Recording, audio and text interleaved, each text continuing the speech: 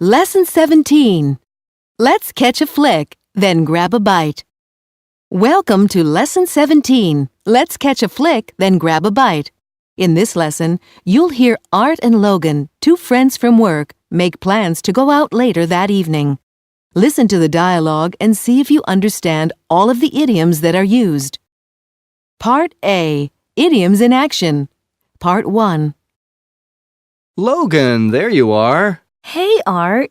Glad you caught me. I was just packing up shop. I was almost out the door too. Then I remembered you wanted to get together this weekend. You still feel up to it? I do, but you're not going to stand me up like you did last week, are you? Are you still stewing over that? Cut me some slack, Logan. It wasn't my fault plans fell through at the last minute. There was an emergency. Part B. Take a closer look. Let's stop there. So far, you've heard these expressions. Listen to each explanation and then try to repeat the example for practice. To pack up shop. To prepare a place in order to leave it. Logan starts to put her desk in order 15 minutes before she wants to leave. She begins to pack up shop 15 minutes before the end of her workday. To be out the door. To leave, to be gone. Art had almost left the building before he remembered to make plans with Logan. Art was almost out the door before he remembered they were supposed to go out. To feel up to something. To have the desire to do something. Even though it was a long week and Logan is tired, she still wants to go out tonight. She still feels up to going out. To stand someone up. To not show up for a date or appointment without giving the other person advance warning. Art didn't show up for the concert. He left Logan waiting for him and never even called to tell her he wouldn't come. Art stood Logan up. To stew over something. To be quietly angry about something. Logan hasn't said much to Art about his not showing up last week. Instead, she has been thinking about it to herself and was getting madder and madder. Logan is stewing over what happened last week. To cut someone some slack. To give someone a break. To be understanding of someone's situation. Art thinks Logan shouldn't still be mad about his not showing up for the concert. He thinks she should understand his situation. He wants her to cut him some slack. To fall through. To not be accomplished. To not work out. Art and Logan planned to go out last Friday, but it didn't work out. Their plans fell through. Before we continue to listen in on Art and Logan, let's focus on a few more important expressions. Listen for them and try to remember what they mean. To leave someone high and dry. To fail to do something that someone else was depending on. To bail on someone without warning or trying to make up for it in some other way. Tiffany was counting on Carly's help on the project, but Carly never came and helped her. Carly left Tiffany high and dry. To make it up to someone. To compensate someone for something, especially something that you've done wrong. To do something in order to apologize. Sorry to cancel our plans last minute, Jeff. What can I do so that you are less annoyed with me? How can I make it up to you? In the meantime. While waiting. In the time that passes between one event and another. The next train wouldn't leave for 2 hours, so Arlene decided to do some shopping until it arrived. She decided to go shopping in the meantime. To let off some steam. To release or let go of built-up energy, anxiety, or pressure. When Ivan feels frustrated, he likes to relax and forget about his worries by doing some cleaning. Ivan lets off steam by cleaning his bathroom. Notice that you can also say to blow off some steam. Ivan blows off steam by cleaning. Low-key. Relaxed and quiet. Simple. Taylor did not want a big party to celebrate her graduation. She planned something simple and only invited a few people. She wanted something low-key. Like a chicken with its head cut off. Moving around quickly and crazily, as if without reason or thought. Gertrude's schedule is so busy these days, she hardly has time to go to the bathroom. She is running around like a chicken with its head cut off. To catch a flick.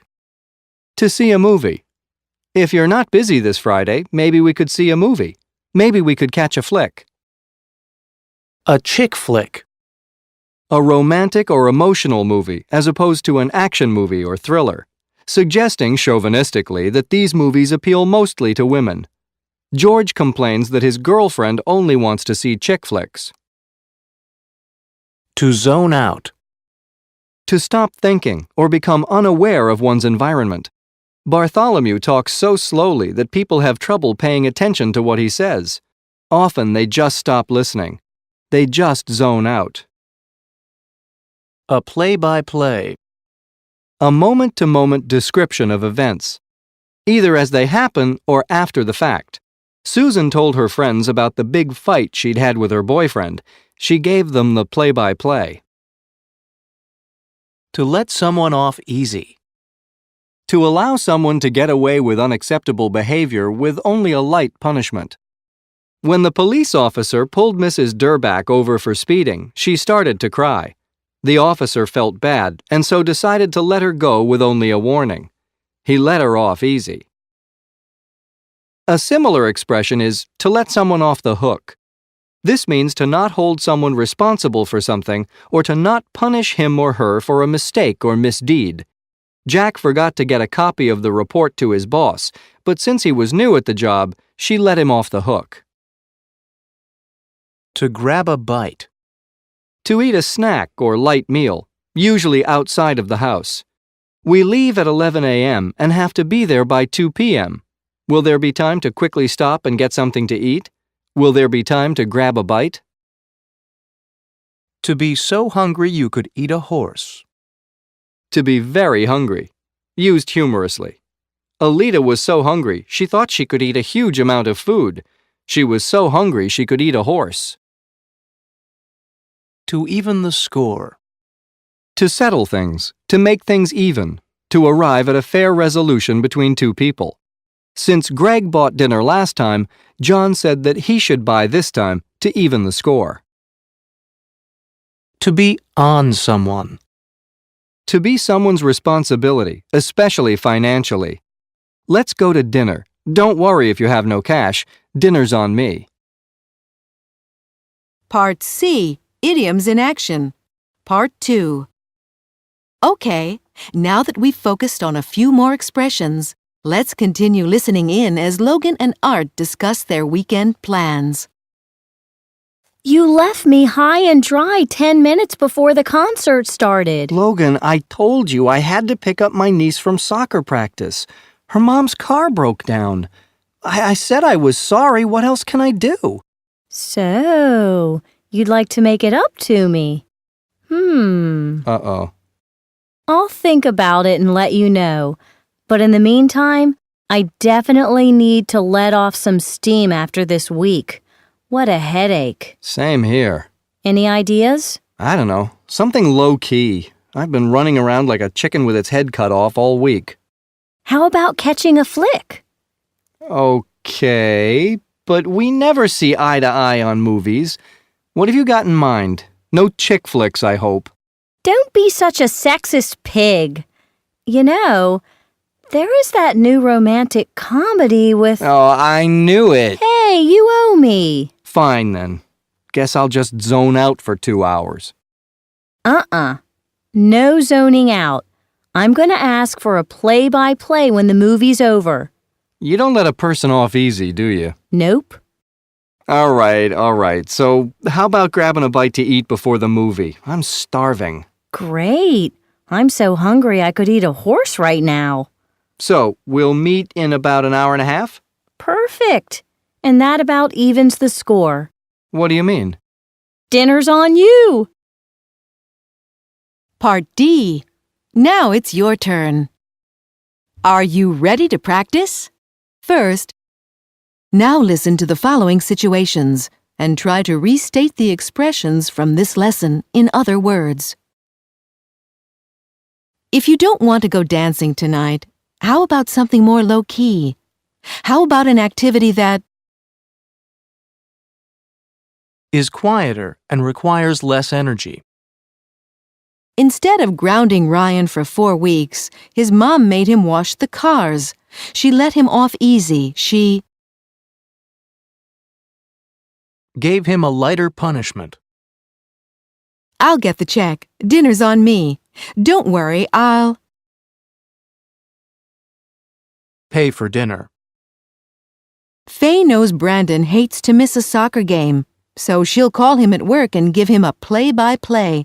Faye will Tell Brandon what is happening as it happens. This is the 4th week in a row that Millie and Dakota's plans to meet for lunch have fallen through. This is the 4th time that Their plans did not happen. if you don't have to meet Cheryl until 4 p.m., what will you do in the meantime? What will you do While you wait to meet Cheryl. Alejandro was sure that his date would stand him up. He was sure his date Would not come. Would not show up. Ursula felt bad about breaking Melvin's antique mirror. She asked him how she could make it up to him. She asked What she could do in order to say sorry. Calvin hired a moving team when he moved from his old apartment, but they left him high and dry on moving day. The moving team Didn't come to do the work they were hired to do. And that's the end of Lesson 17. Let's catch a flick, then grab a bite. As always, you can go back and listen to the lesson again, or go on to the next lesson if you're ready.